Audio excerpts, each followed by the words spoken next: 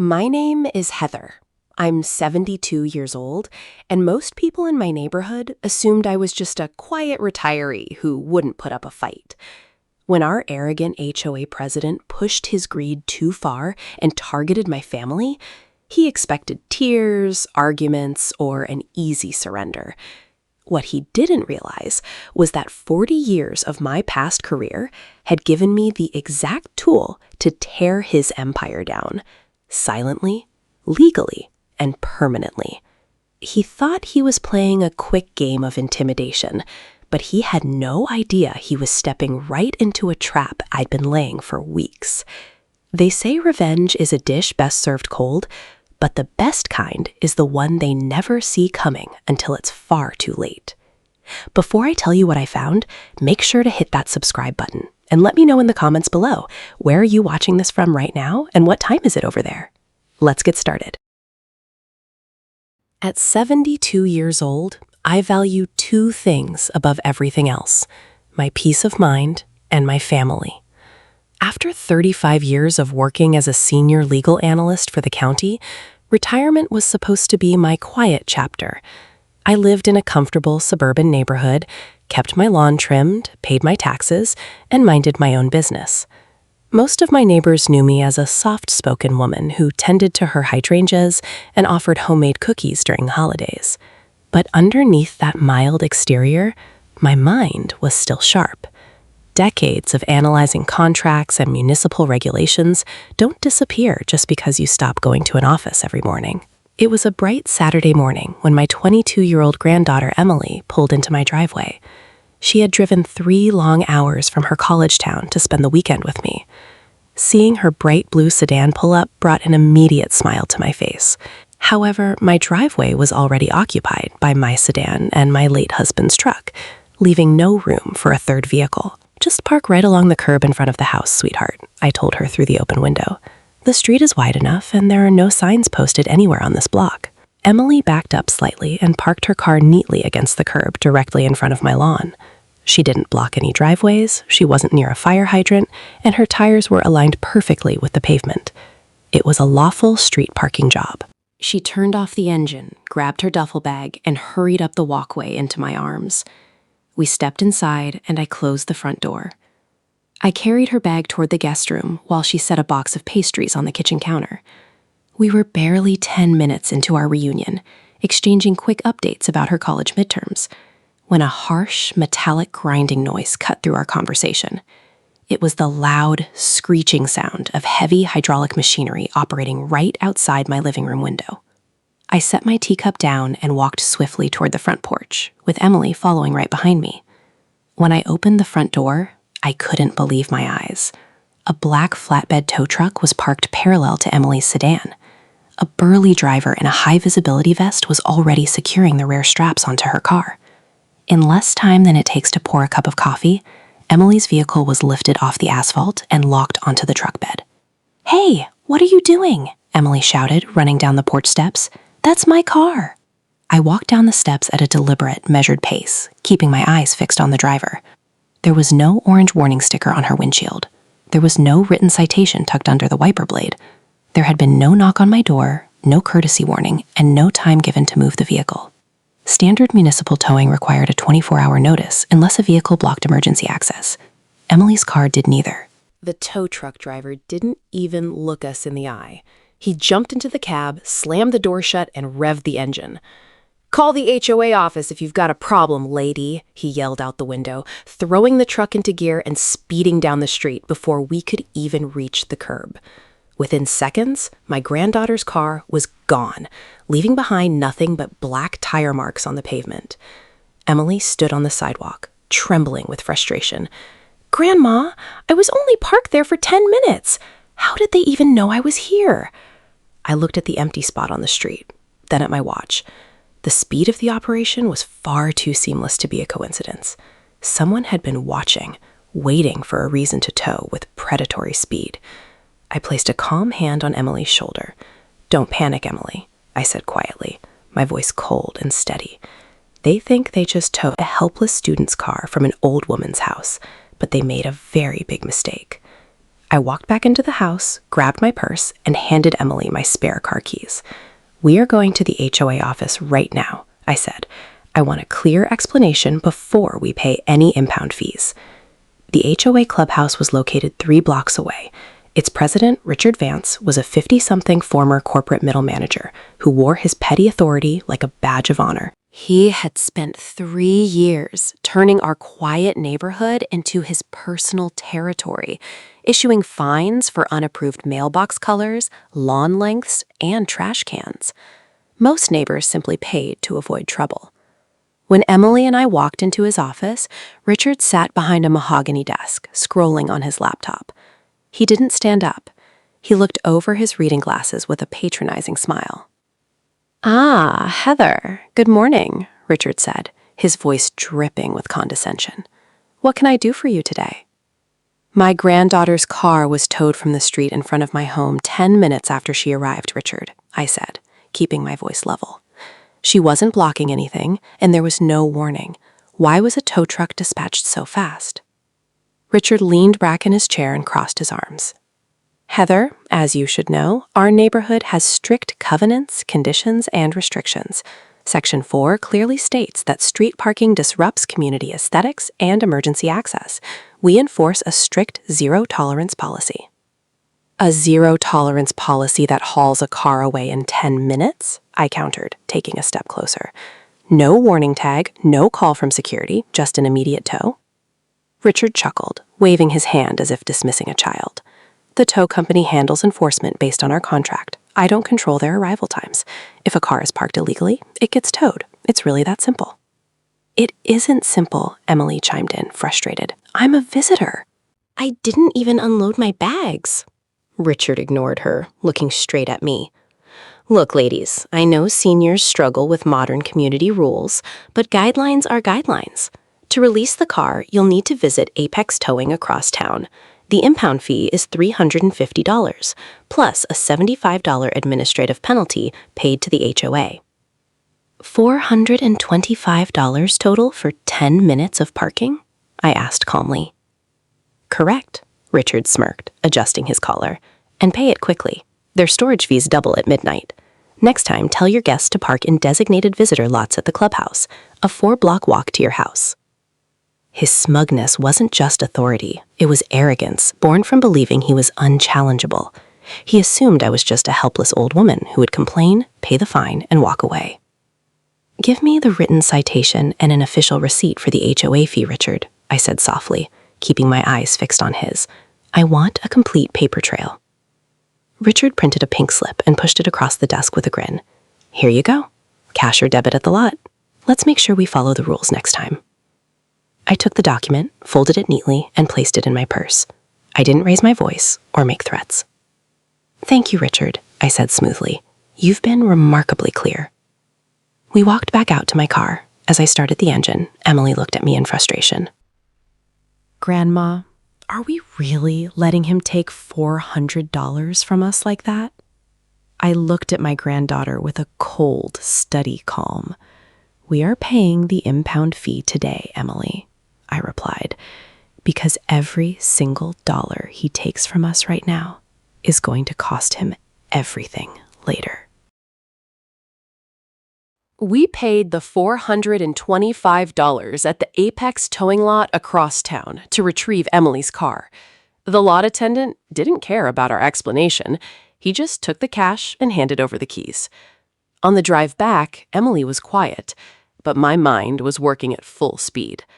35 years in county legal administration taught me one fundamental truth. System failures are rarely accidental, and speed always leaves a trail. For a truck to pull up, hook a vehicle, and drive away within 10 minutes of parking, 2 things had to be true. First, the driver had to be tipped off the exact second Emily stopped her car. Second, the truck had to be parked nearby, waiting for the signal. It wasn't standard code enforcement, it was a coordinated operation. When we arrived home, I went straight to my study and opened the application for my Ring doorbell camera. I pulled up the time-stamped video log from earlier that morning. At 10:14 a.m., Emily's car pulled up along the curb. At 10:16 a.m., Richard's dark green SUV drove slowly down the street, paused for 3 seconds in front of my driveway, and kept going. At 10:18 a.m., less than 2 minutes after Richard passed by, the black Apex tow truck rounded the corner, drove straight to Emily's vehicle, and began hooking it up. The timeline confirmed my suspicion. Richard hadn't just stumbled upon the car during a routine patrol. He had actively scouted the block, spotted a fresh target, and called the tow truck directly. I downloaded the video file, saved it to a secure drive, and printed out the timestamp log. But one piece of evidence wasn't enough to expose a pattern. I needed to see if this was an isolated incident or an ongoing scam targeting the neighborhood. I spent the afternoon visiting 3 of my longtime neighbors on the block. All of them were retirees who lived on fixed incomes. First, I talked to Arthur, a 75-year-old retired machinist who lived 2 doors down. When I brought up the towing issue, his face hardened. "They took my daughter's SUV last month, Heather," Arthur said, leaning on his porch railing. "She was bringing me my prescription refills. She was inside for 15 minutes. Cost her $400. I complained to Richard, but he just threatened to fine me for an unpainted shed if I pushed it." Next, I spoke with Martha, an 80-year-old widow down the street. Her nephew had been towed while dropping off groceries 3 weeks prior. I asked the tow driver how he got here so fast. Martha told me, her voice shaking with resentment. He told me offhandedly that they have a priority dispatcher for our street. I thought it was just bad luck. "It wasn't bad luck, Martha," I assured her quietly. "It was an arrangement." Every story was identical. Short parking duration, 0 warning, high impound fees, and immediate pushback from Richard whenever anyone complained. Over 6 months, Richard and Apex Towing had systematically targeted visitors of elderly residents, knowing seniors were less likely to fight back legally. By evening, I had compiled a list of 7 neighbors who had been subjected to the exact same treatment. The total money extracted from our block alone exceeded $3,000. Richard thought he was dealing with isolated, helpless old folks who would grumble and pay. He didn't realize he had just handed a retired legal analyst the roadmap to his own destruction. By Sunday morning, my investigation moved from informal interviews to official public records. Having worked for the county for 35 years, I knew exactly where to look. I logged on to the county's public geographic information system and pulled up the original plat maps for our subdivision, filed back in 1988. I cross-referenced the land deeds with the City Public Works Department database. What I found was a massive, fatal flaw in Richard's entire operation. The street in front of my home, and indeed the main thoroughfare through our development, was dedicated as a public city right-of-way. It was maintained by city tax dollars, plowed by municipal snowplows, and governed strictly by municipal traffic laws. The HOA's private jurisdiction stopped at the common clubhouse driveway and individual residential lots. Richard had 0 legal authority to enforce HOA parking rules on a city-owned public street. Under state law, authorizing a private tow on a public road without a municipal police order was not an enforcement error. It was predatory towing and grand larceny. I printed the certified plat maps, highlighting the official boundary lines in bright yellow. Next, I downloaded the municipal code regarding public street parking. The law was crystal clear. Unless a vehicle was blocking an emergency hydrant or abandoned for over 72 hours, a private towing firm could not touch it. Richard was illegally using private tow trucks to hijack vehicles off public property. He was essentially operating an illegal toll ring on city land, betting that residents wouldn't know the difference between private HOA pavement and dedicated public roads. Now I had the legal violation, but I needed to prove intent. I needed to show why Richard was pursuing these illegal tows so aggressively. On Monday afternoon, I visited George, a retired postal worker who lived at the corner lot near the neighborhood exit. George had a high-definition commercial security system mounted on his garage, aimed straight at the cul-de-sac where the tow trucks often idled before heading out. "Heather, I keep those files backed up on a hard drive," George said, sitting with me at his kitchen table as we reviewed the footage from Saturday morning. "Let's check the timeline right after your granddaughter got hit." At 10:25 a.m., 10 minutes after Emily's car was hauled off, the video showed the black Apex tow truck pulling onto the side shoulder near the entrance. Moments later, Richard's green SUV pulled up beside it. Richard stepped out of his vehicle, holding a clipboard. The tow truck driver rolled down his window and handed Richard a thick, white, sealed envelope. Richard didn't even hide it. He slid the envelope into his jacket pocket, gave a brief nod, and drove away. "Look at that," George muttered, rewinding the clip to freeze the frame on Richard pocketing the envelope. "He's taking a cash kickback for every car they haul." "It's not just a kickback, George," I said, staring at the crisp image on the monitor. "It's commercial bribery and extortion under color of official authority." George transferred the footage to a USB drive and handed it to me. "What are you going to do with all this, Heather? Take it to the next board meeting and demand a refund?" I gripped the flash drive tightly in my palm. A simple refund wouldn't fix this. A refund would just let him apologize, slide out of accountability, and target someone else next month. Richard had built an entire criminal enterprise around intimidating elderly homeowners, relying on our quiet nature to protect his greed. "No," I replied, looking George in the eye with complete clarity. "If you only ask for a refund, thieves just consider it the cost of doing business. I'm going to make sure he never holds power over anyone in this town again." I packed the certified public maps, the time-stamped ring footage, the neighbor affidavits, and George's high-definition video into a neat leather briefcase. The trap was set. Now it was time to hand it to the authorities, who could turn this trap into a steel cage. On Tuesday morning, I drove down to the county courthouse to meet with Assistant District Attorney Marcus Miller. Before retiring, I had worked in the same building for decades, so I knew exactly which office handled municipal fraud and white-collar extortion. Marcus was a sharp, 30-something prosecutor with a reputation for taking on predatory business practices. I walked into his office, laid my leather briefcase on his desk, and opened the folder. I didn't waste time with emotional appeals or complaints about lost money. Instead, I laid out the facts in precise chronological order. "Marcus, I'm here to report a systematic commercial bribery and extortion ring operating in the Oak Ridge subdivision," I said, handing him the top document. "This is a certified plat map from the Public Records Office. As you can see, the roads in our neighborhood were dedicated to the city in 1988. Marcus leaned forward, taking the map. "Which means the HOA has no legal authority to enforce private parking regulations or authorize private impounds on those streets." "Exactly," I replied. "Now look at these." I placed 7 signed statements from elderly residents on his desk, followed by receipts from Apex Towing totaling thousands of dollars. Next, I pulled out my laptop and played the video clips, the Ring doorbell footage showing the 10-minute turnaround, and George's high-definition recording of Richard accepting the sealed cash envelope from the tow truck driver. Marcus watched the video twice, his eyebrows rising as the cash transfer appeared clearly on screen.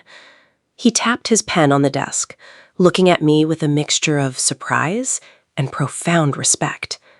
"You've handed me a complete criminal case on a silver platter, Heather," Marcus said, leaning back. "Illegal towing under color of law, commercial bribery, and fraudulent conversion. He's using his position as board president to line his pockets while violating state municipal codes. He's done it for over a year because he assumed his victims were too frail, ignorant, or intimidated to fight back," I said firmly. "He deliberately targeted retirees who live on fixed incomes." Marcus nodded, reaching for his telephone. "I can have 2 detectives execute an arrest warrant to this house by this afternoon." "No," I stopped him, holding up my hand. "That gives him the opportunity to resign quietly, hire a defense attorney, and paint this as a minor misunderstanding to the neighborhood. The community needs to see the truth. The annual HOA board meeting is scheduled for Thursday night at the clubhouse. Everyone will be there." Marcus paused, holding the receiver, a slow smile spreading across his face. "You want to confront him publicly in front of the entire community. I want the entire neighborhood to understand exactly who was running their board," I said coldly. "If he is taken out in handcuffs during his own financial address, it sends an unmistakable message. No quiet settlements. No excuses." Marcus weighed my request for a moment, then set the receiver back down. "I like your style, Heather. I'll coordinate with the police department's financial crimes unit. Detective Vance and Detective Perez will attend the meeting in plainclothes. Once you present the evidence and establish his illegal actions on the record, they will move in and make the arrest. "Thank you, Marcus," I said, closing my laptop. "I'll make sure the projector is set up." When I left the courthouse, I felt a deep, calm satisfaction. I wasn't acting out of anger or petty vengeance. This was about restoring balance and enforcing the law against a man who believed his small title placed him above it. For the next 48 hours, I refined my presentation, ensuring every map slide, timestamp, and transaction record was crystal clear. Richard was preparing a speech about order and authority for Thursday night, completely unaware that his podium was about to become his witness stand. Thursday evening arrived, and the neighborhood clubhouse was packed with over 60 homeowners. Richard Vance stood behind the podium at the front of the room, wearing a navy suit and looking as confident as ever. He kicked off the annual HOA board meeting with a lengthy presentation on neighborhood standards and rule enforcement. He spoke with his usual booming authority, lecturing everyone on property values and the necessity of penalties for rule violations. I sat near the front aisle with my briefcase in my lap, remaining silent. Sitting 2 rows behind me were Detective Perez and Detective Vance in plain clothes, watching Richard quietly. After 40 minutes of listening to Richard praise his own management, he finally opened the floor for public comments. "Now we have time for resident questions," Richard said, checking his watch with an indifferent sigh. "Please keep your remarks brief." I stood up immediately, picked up my briefcase, and walked toward the podium. Richard narrowed his eyes slightly, maintaining his condescending smile. "Ah, Heather, if this is about your granddaughter's parking violation, I've already explained our policy. We cannot debate individual citations tonight." "I am not here to debate a citation, Richard," I said, my voice projecting clearly through the microphone. "I am here to present an official report on board compliance and municipal legal standing." Before he could interrupt, I walked over to the AV desk, plugged my flash drive into the projector system, and illuminated the main display screen behind him. "As homeowners, we all signed the community charter," I spoke into the microphone, addressing the crowd. "However, Section 1 explicitly limits HOA authority to private property. What you see on screen right now is the certified municipal plat map filed with the county clerk in 1988. I pointed to the glowing map. "Every main street in this subdivision is a dedicated public city road." The HOA board has zero legal authority to regulate, fine, or authorize towing on public municipal pavement. Gasps echoed through the audience. Neighbors began whispering and checking their phones. Richard's face flushed red, and he slammed his hand on the podium.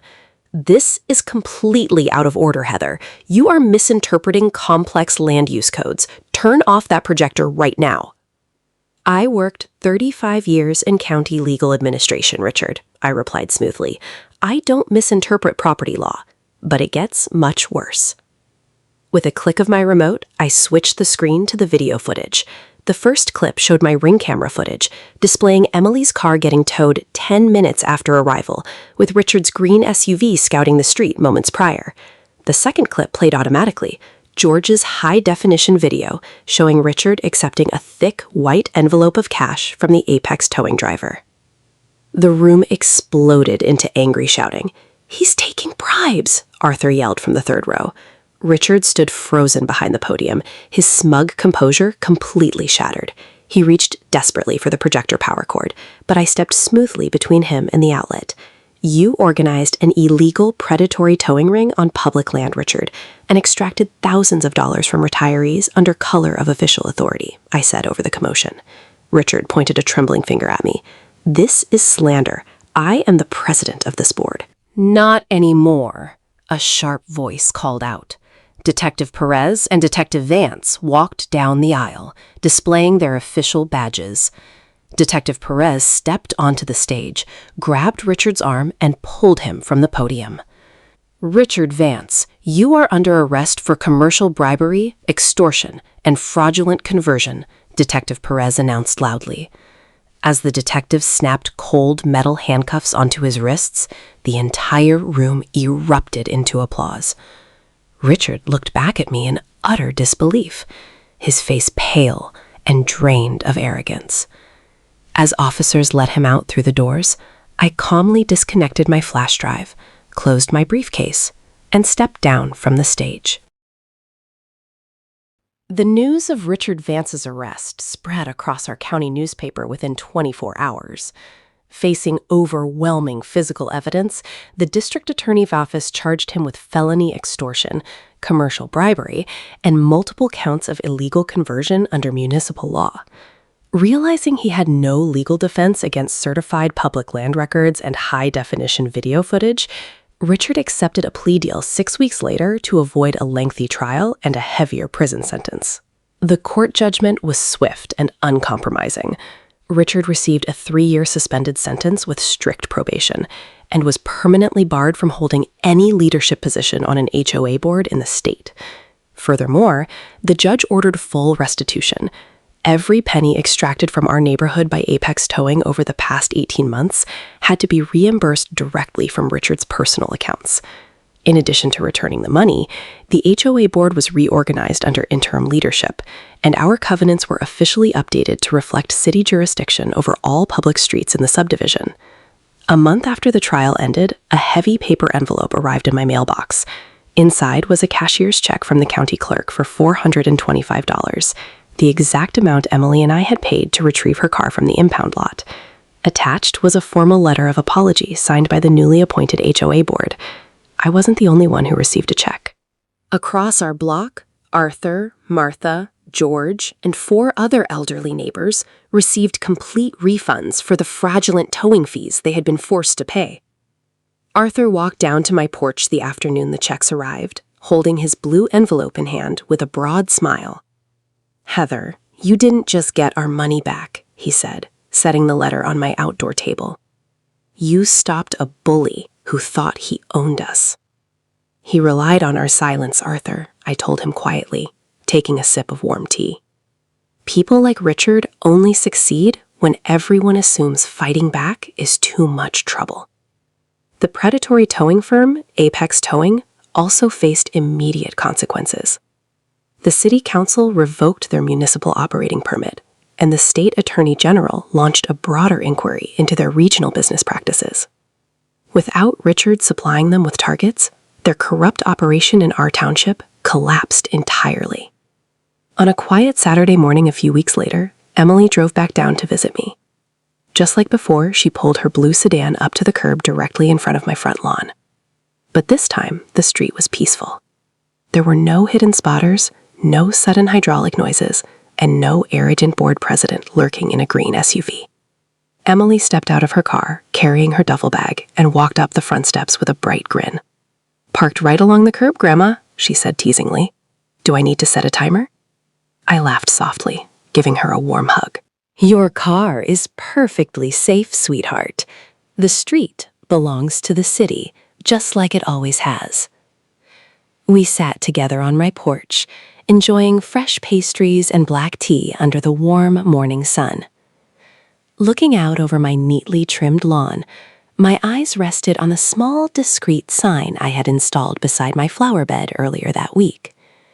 It read simply, "Property under 24-hour camera surveillance."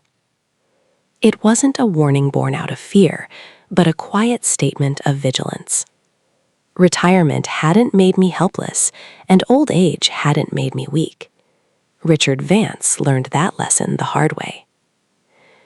As I leaned back in my chair and watched the peaceful street, I knew that my home, my family, and my neighborhood were finally truly at peace.